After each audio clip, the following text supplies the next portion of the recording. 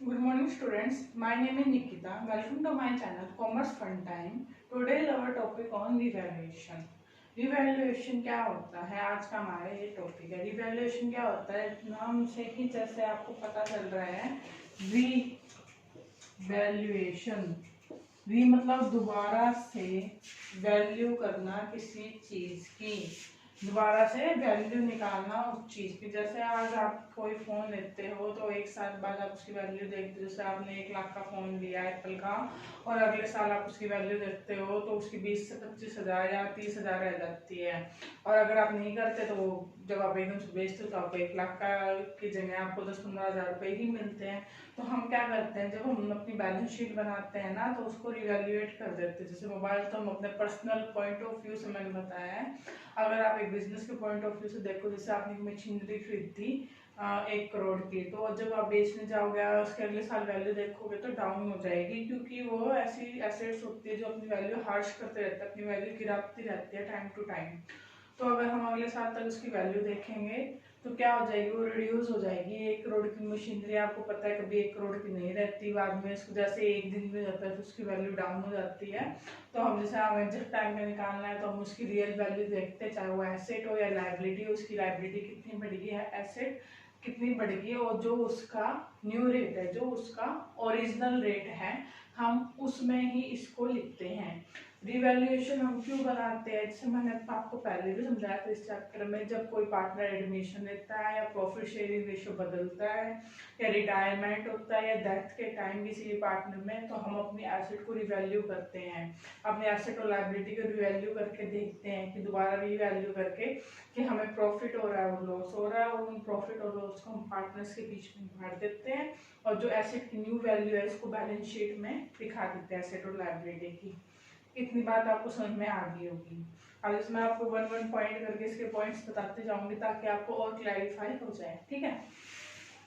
तो सबसे पहले क्या फॉर्मेट होता है इसका, ये साइड पर हमें डेबिट होती है, यहाँ पे पर्टिकुलर आता है, यहाँ पे अमाउंट आती है, ठीक है। ये क्रेडिट साइड होती है और ये पर्टिकुलर अकाउंट होता है और ये रुपीज होते हैं, ठीक है।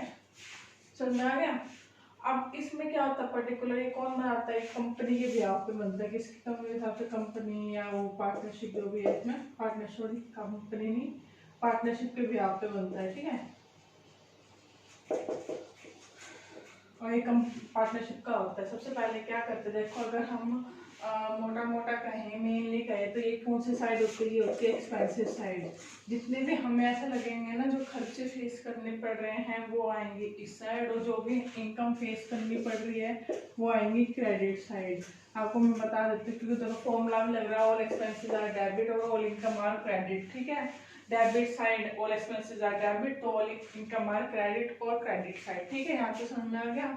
अब देखो फर्स्ट पॉइंट है यहाँ पे, to decrease in value of asset. अगर आपकी एसेट की वैल्यू डिक्रीज होती है, अगर आप कोई 5 लाख की चीज लेके आए उसकी वैल्यू 2 लाख रह जाती है, तो आपको क्या हो गया, वो लॉस आ गया। लॉस का मतलब कौन सी साइड आएगा, एक्सपेंसिव साइड और डेबिट साइड आएगा, क्योंकि expensive always debit, okay understand.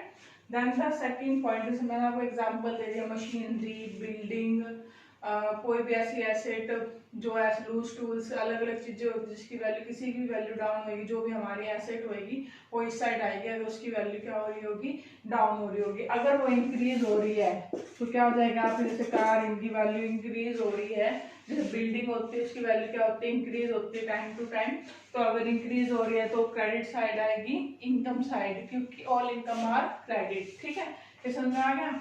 अब इंक्रीज इन वैल्यू तो लायबिलिटी, अगर हमारी लायबिलिटी इंक्रीज हो रही है, लायबिलिटी मतलब कि जिसको हमें पे करना पड़ता है इन फ्यूचर, जो हमारे सिर पे भार होता है कि हमें किसी को पे करना है, अगर वो इंक्रीज होएगी, हमें माल पहले 1 लाख रुपए किसी को देने थे, अब 4 लाख रुपए देने, तो हमारी क्या हो रही है, लायबिलिटी बढ़ रही है। लायबिलिटी बढ़ रही है तो क्या हो रहा है, एक्सपेंसेस बढ़ रहे हैं।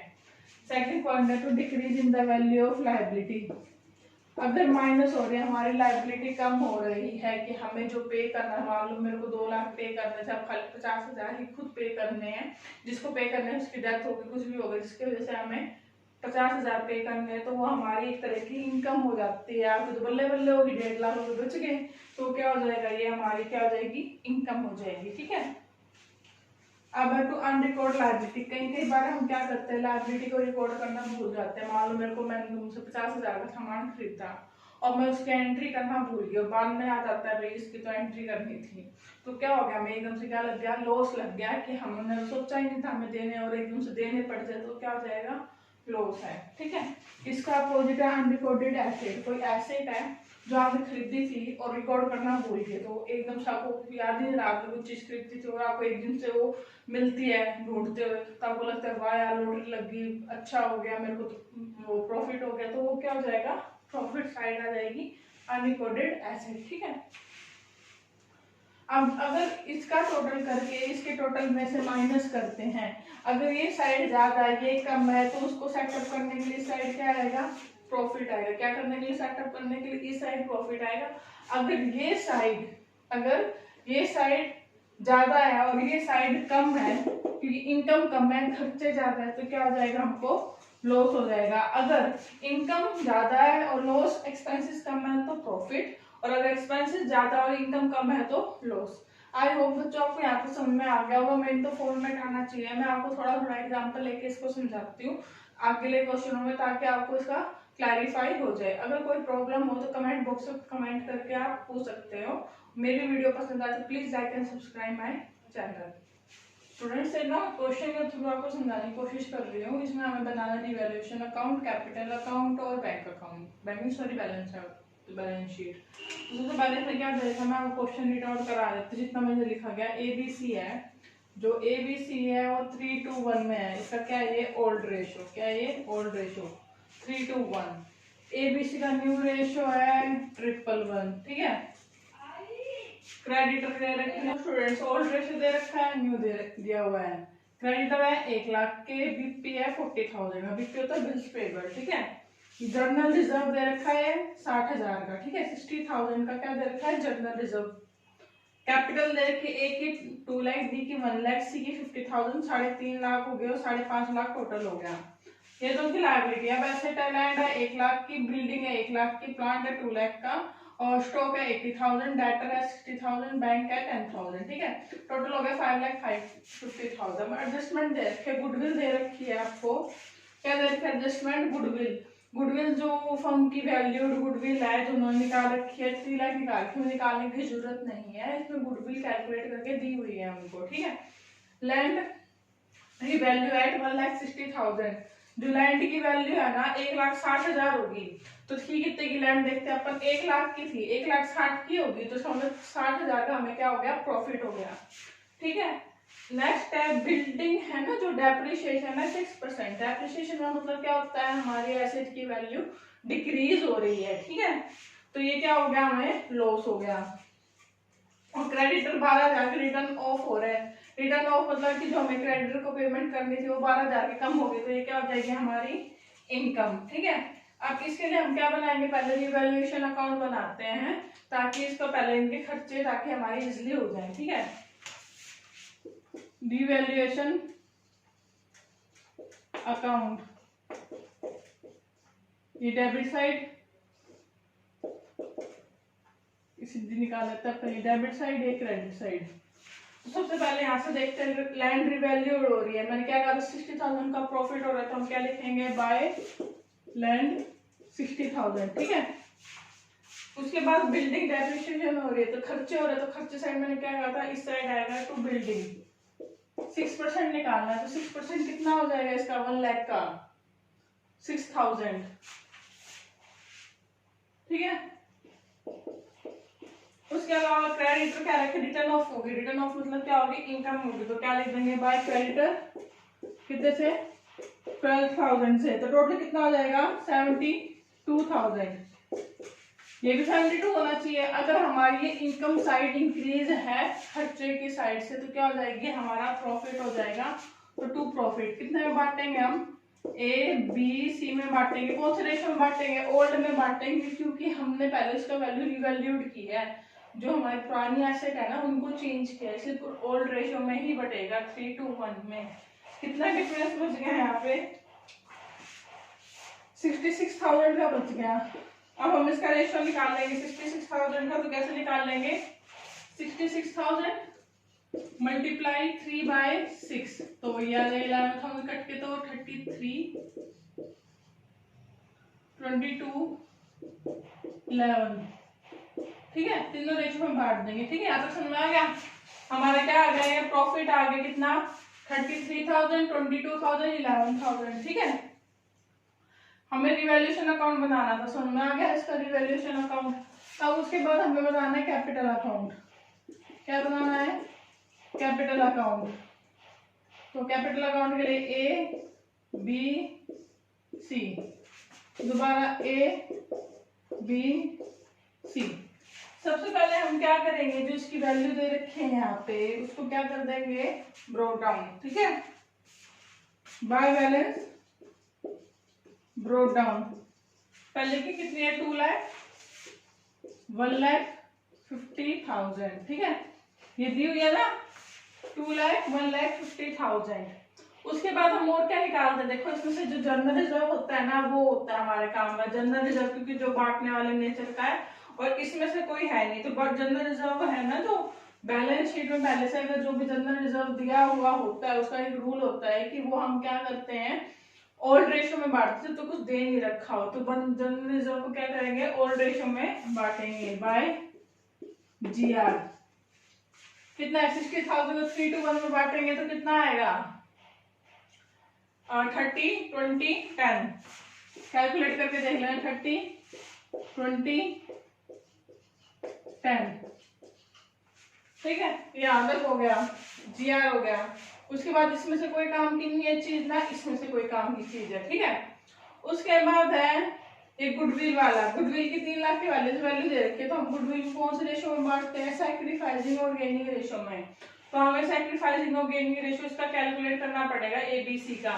तो क्या है इसका, 3/6 है, 2/6 है और 1/6 है, उसका 1/3, 1/3, 1/3। तो कैलकुलेट करेंगे हम ए का ओल्ड माइनस न्यू। क्या करेंगे हम, ओल्ड माइनस न्यू, सैक्रिफाइसिंग का रेशियो है तो 3/6, 1/3, 6, 3 माइनस 2 क्या आ जाएगा, 1/6। कैलकुलेट करके कैसे किया, एक 6 इसका क्या आ जाएगा, एलसीएम आ जाएगा 6, 3 2 6, 2 1/6। ठीक है, बी वाला है, बी वाले को कैसे करेंगे, ऐसे करेंगे 2/6, 1/3, तो 6, 2/2, ये तो क्या आ जाएगा 0, नो गेन नो लॉस। ठीक है, सी का क्या है, 1/6, 1/3, तो यहाँ पे -1/6 आ जाएगा, तो ये आ जाएगा गेन और ये आ जाएगा सैक्रिफाइसिंग। तो मैं क्या आपको एंट्री बताई थी इसकी, याद करो। जो डेबिटर है, who is the receiver here, सी गेन कर रहा है और इज द गिवर ए। तो क्या हो जाएगी, C is capital account debit to A. तो क्या एंट्री होगी, C is capital account debit to A. तो यहाँ पे हम बाय आ गया, ये सी टू ए हो गया, तो यहाँ पे क्या आ गया, ये बाय। तो हम क्या लिखेंगे, और कितने अमाउंट से आएगा, 1/6। गुडविल कितने की थी, गुडविल कितने की थी, 3 लाख की। तो 1/6 कितना हो जाएगा इसका, कैलकुलेट करो। 1/6 को 3 लाख से 50,000 कितना आ जाएगा, 50,000। तो हम क्या लिखेंगे, by C's capital, by C's capital. अब इसको ध्यान से देखना, सीज कैपिटल है, सी किससे ले रहा है, सी को गेन हो रहा है, किससे हो रहा है, ए से हो रहा है, तो हम ए के नीचे लिख देंगे 50। ठीक है, फिर यहाँ पे ए दे रहा है, ए को सैक्रिफाइस हो रहा है, तो ए के अकाउंट से हमको काटना होगा, तो 2a किससे, किसको दे रहा है, सी को। हमेशा अपोजिट में लिखना है, सी का नाम, ए का नाम कभी ए में नहीं आएगा, सी का नाम कभी सी में नहीं आएगा, अपोजिट में आएगा। अगर सी लिख रहे हैं तो ए में नाम आएगा, ए लिख रहे हैं तो सी में अमाउंट आएगा। ठीक है, 50,000 ये हो गया। अब जो हमने यहाँ से प्रॉफिट निकाला था वो क्या कर देंगे, क्लास ट्रांसफर कर देंगे बाय प्रॉफिट। कितना आएगा, 33, 22, 11। अब इसका टोटल करके जो भी अमाउंट आएगा वो हमारे बैलेंस शीट में ट्रांसफर हो जाएगा बाय बैलेंस सीडी हो जाएगा। ठीक है, क्या आ जाएगा, टू बैलेंस सीडी आ जाएगा, जिसका टोटल करके जो भी इसमें से माइनस करेंगे इसको और जो भी अमाउंट आएगा वो इधर आ जाएगा। हमारा अमाउंट आएगा 3,13,000 1,42,000 और 21,000 आ जाएगा यहाँ पे। ठीक है, अब इसमें रहेगी बैलेंस शीट। बैलेंस शीट में हम क्या करेंगे, खाली जो क्रेडिटर है ना 1 लाख के थे, ध्यान से सुनना। अब इसमें यहाँ पे स्पेस नहीं है, मैं आपको मिटा के कर देती हूँ यहाँ पे।